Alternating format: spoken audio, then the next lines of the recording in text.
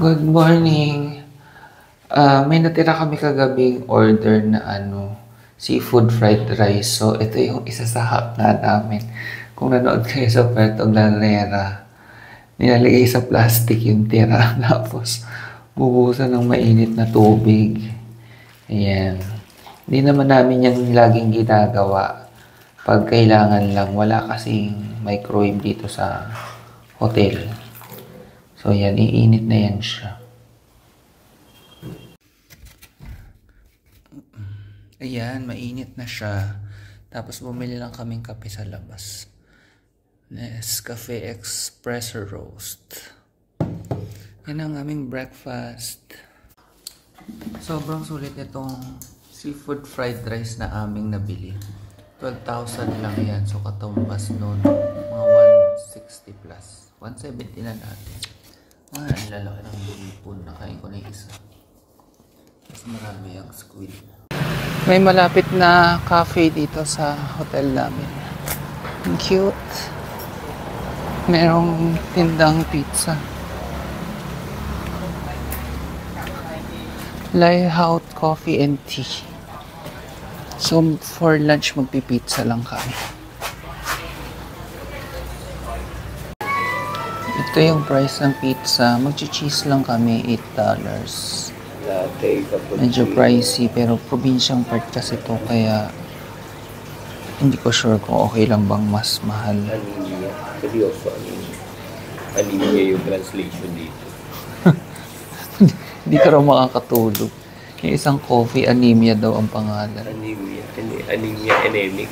Anemic. Kaya nga, malolow blood ka. Low blood. Kasi hindi ka makakatulog. Daming coffee.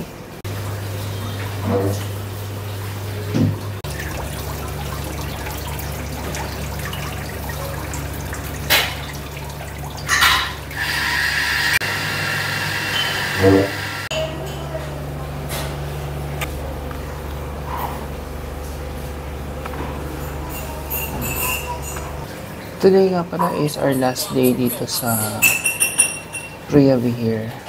Actually, tomorrow para may half day pa kami. So, ito yung last full day. Supposedly, meron kaming birding trip today. Pero, nag-change of plans. Kasi nagkaroon kami ng minor accident kahapon. Ayun, basta. So, today magre-rest lang tsaka mag-work si Mahal ako mag-edit. And then, tomorrow, 2 p.m. yung alis namin papuntang Siem Reap. 4 hours yung biyahe. Papuntang Siem Reap. Siem Reap o Siem Reap. Then, ano lang tayo doon? I think 2 nights. So, malapit ng hindi naman, halfway through na tayo sa ating Cambodia trip. Ang order ko ay egg coffee. Yan, maiba naman. Kay Mahal, coffee latte. Tapos sabi niya, less milk. Ayan, parang lang, 25% lang yung milk, more on coffee. Excited ako dito sa egg coffee. Kasi diba, uso sa Vietnam yun. Ayan, ang liit lang ng pizza. Ito ay $8. So, 440? 445 pesos. Ginto. Pero kasi lagi na kaming fried rice, kaya para may iba naman. May kasamang ganito, oh. Oregano. Chili flakes. Chili powder. Kakaiba rin yung pizza dito. Tapos ketchup. Tomatoes. Sa atin din, ketchup yung iba sa pizza.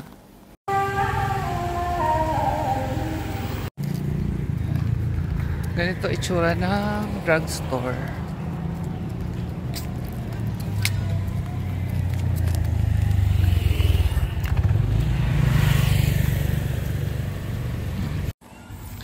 Galing kaming pharmacy, hindi ko lang na-vlog kasi baka ayaw naman magpa-vlog ng mga nandun.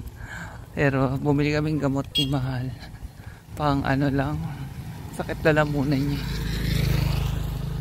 Translate lang dito. Okay naman. So, ganito itsura ng neighborhood. Halo din, kagaya nito mukhang mayaman. Gate pa lang. Tapos may mga traditional. Ito mga parang kainan. Eatery. Kalakad natin. Naghahanap kami ng merienda. Ang uso dito fried rice eh. Purgang-purga kami sa fried rice. Sabi ko kahit tusok-tusok, kaso hindi naman kami magkaintindihan kung may meat ba yung mga tusok-tusok dito o wala.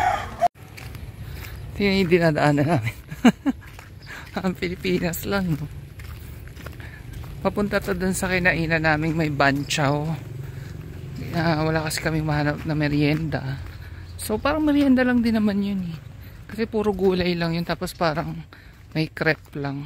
Ganun. Parang lumpiang sariwa, di ba? Merienda lang sa atin yun. So kami kakain na. It's 5:30 PM. Diyan sa atin 6:30 na. Kaya gutom na kami. Kasi ganitong oras, minsan kumakain na kami sa bahay. Ang liluwang lang ng kalsada nila dito. Kahit probinsyang part tong Preah Vihear. Tapos ayun, isa sa traditional na bahay. Madami din silang basura. Ayan, oh. Tapos mahilig din silang magsunog ng basura. Yun yung similarity ng Pilipinas at Cambodia. Ayan, oh. Dami, no.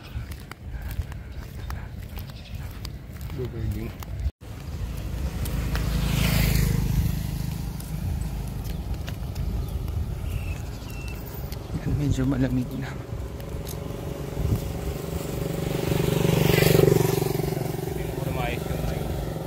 Yan. Ito yung kinakainan namin ng banchaw. So matutuwa sila at kami nandito na naman. Pero ang aming banchaw, yan yung mga dahon-dahon. Kain na muna kami. Na-vlog ko naman na to eh. Oo, sige. Gagawa na siyang sauce. So ganito gumawa.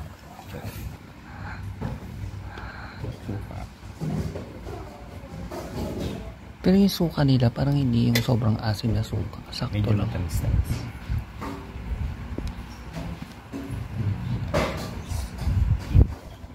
Peanut.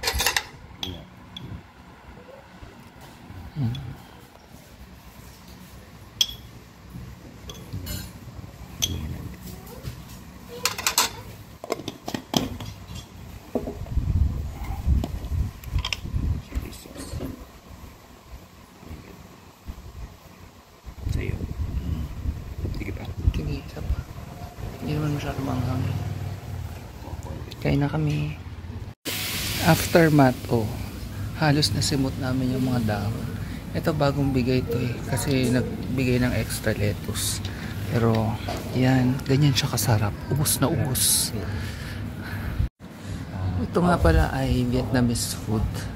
So sabi ko, matitikman lang uli namin to pag pumunta kami ng Vietnam. Bumili kami ng drinks dito malapit sa kinainan namin. Parang ano lang din siya. Maliit na store ng family. Sure ako. It's 6:20 AM. Nagwo-walking ako dito sa Preah Vihear. Dito pa rin sa Cambodia. Si Mahal natutulog pa eh. So sabi ko sige ako na lang mag-walking. Tahimik pa. Pero usually 6 AM bukas na yung mga stores. May mga ano din dito. Maputik.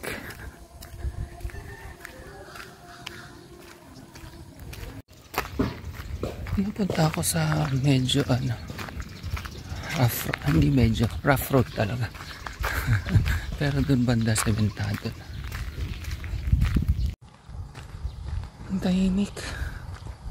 Ang konti talaga ng tao dito.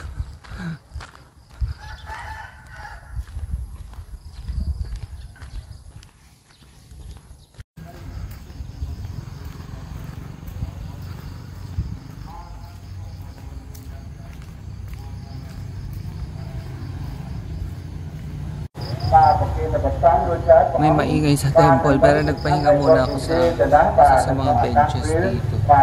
Sa sidewalk to pero may mga mga pahinga, mahintay.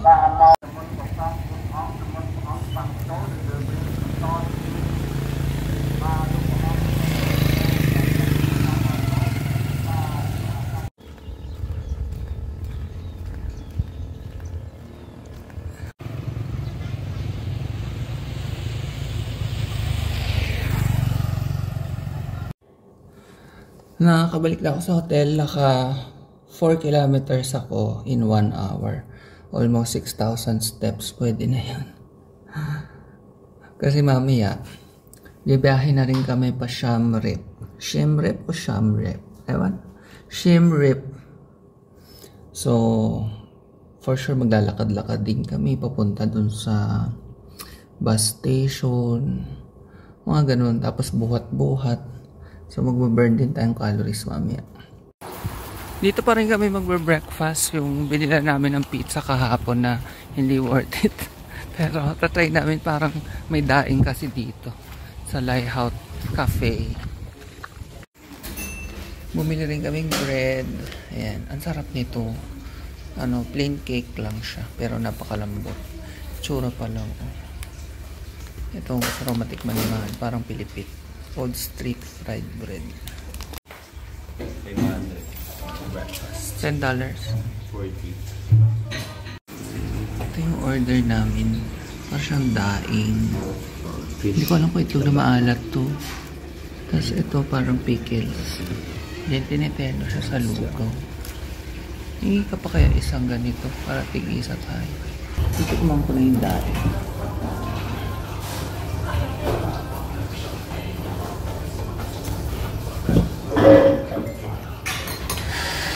Maalam siya. Kaya terno mo siya sa dulo. Kaya siya tinatayo nito. Okay. Kasi hindi ito maalam. Kakainin. Pero actually, nung bata ako, tinatay na namin yung tuyo. Sa ganitong plain. Niluto ng lola ko. Kasi nandugaw lang ng ganito. Kanin nga lang. Sarap yung isla. Hindi ba lang isa? Hindi ba lang ano isa? May itim. Tignan natin yung parang ito na maalam. Ito na maalam aga siya. Ito na maalam. Kasi ito lang, walang lasa yung ano.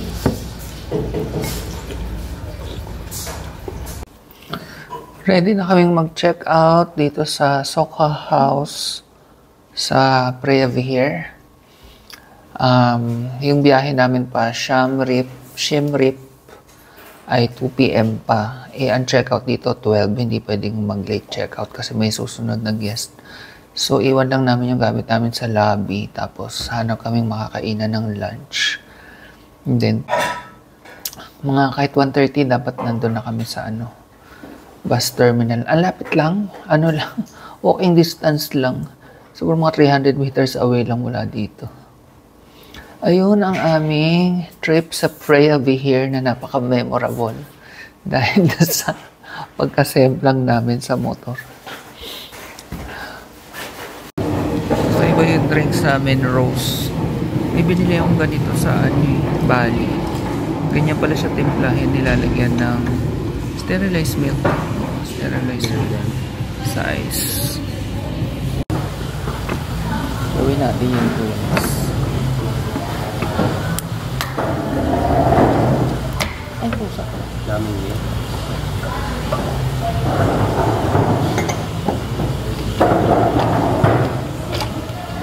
Or nauna ba dapat siyang rose?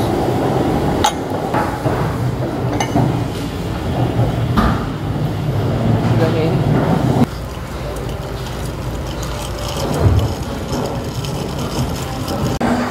Okay. Fried rice and fried noodles. Dito na kami sa bus terminal. Parang puro cargo din pala dito. Kaya aming bag.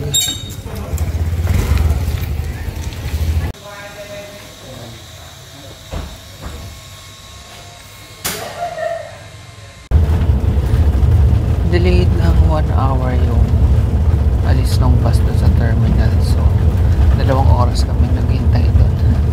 Halos walang sakay doon. Ang pamasahe nga pala mula Prea Vihir hanggang Siem Reap ay $10. Pero maganda naman yung bus. Tapos 4 hours.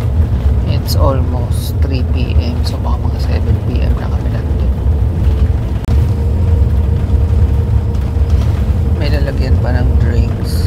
Tapos may pa-TV bawat isa. Tapos may CR. CR yan. Dito pwedeng mag-YouTube.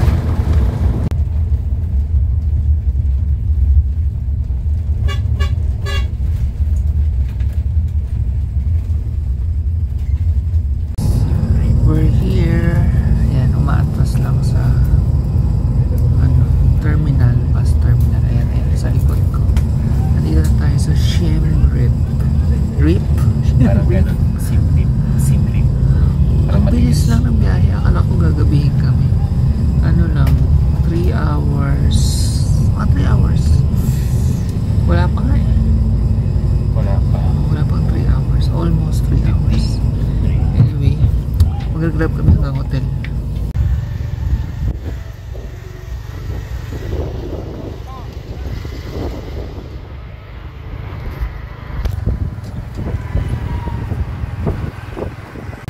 Traffic.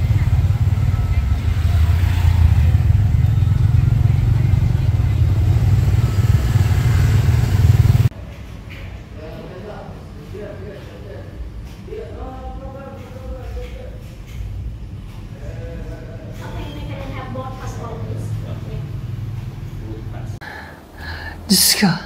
Finally, umabot kami sa room namin. Alam nyo ba, umakyat ng 2 mataas na floors bago nakarating. Pero okay naman, tinulungan naman kami ni ate yung front desk. Pero sa kanya yung pinakamaliit syempre na bag. So mag-room tour na tayo, diretso na para habang hindi pa masyadong magulo. Ang room nga pala na to ay 765 pesos per night lang, napakamura. At maganda rin yung proximity niya dahil ilang lakad lang nandun na tayo sa night market na ang dami-dami na naman pagkain, ma-overwhelm na naman kami. So, ito na yung door. Pagpasok natin, andito yung lagayan ng mga bagahe. Tapos meron tayong working station doon. Wait lang, baliktarin ko lang yung camera. Ayan, so meron included na wifi. Ayan yung ating working station. And 2 ang kama namin. O, tig-isa kami ngayon. May aircon, medyo bago-bago yung aircon, and may ceiling fan. And ito naman yung CR natin, yung ating bathroom. Ang weird ng placement talaga ng shower, kahit doon sa Prea Vihir. Yan na yung shower, hindi nababasa itong pinto. Tapos basang-basa dito pag nag-shower. Ganun yung sa Prea Vihir. Yan, maliit lang, pero pwede na. And may hot and cold. Pero hindi naman namin na gagamit yung hot kasi mainit. Laging, wala tayong view. Yan na yung view natin. Yun na ata yung pinakamaikling room tour. Ito na yun. Hindi, joke lang. May mas maikli pa ako. Okay, painting tayo ng Angkor Wat. Pupunta tayo dyan bukas. Bukas ko na sabihin sa inyo yung info about dun. So anyway, sulit na to for 765 pesos per night. Napakamura na nito. 2 kama pa. Anyway, pahinga lang kami sandali, then punta kami ng night market. Magpo-food trip tayo.